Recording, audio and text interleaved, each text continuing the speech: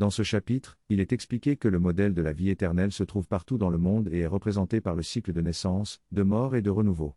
Cependant, le concept d'héritage a souvent été associé à la mort, où les richesses et le pouvoir étaient transmis de génération en génération. Jésus affirme que son héritage est basé sur la vie et non sur la mort. Il invite les gens à accepter cet héritage, qui est celui de la vie éternelle. Il explique que le changement de forme fait partie intégrante de ce modèle de vie éternelle et que le moment est venu pour les individus d'accepter cette réalité. Il précise que la vie éternelle ne signifie pas vivre indéfiniment de la même manière, mais plutôt de vivre une vie qui a du sens et qui vaut la peine d'être vécue. Ce passage parle de l'appel à une transformation et à une prise de conscience de la vie éternelle à travers la conscience du Christ. Il explique que croire en la vie éternelle est différent de croire en l'au-delà, car la foi est basée sur l'inconnu alors que la connaissance de la vie éternelle élimine le besoin de foi. La vraie vision permet de voir la vie éternelle là où la perception limitée ne voit que des corps mortels.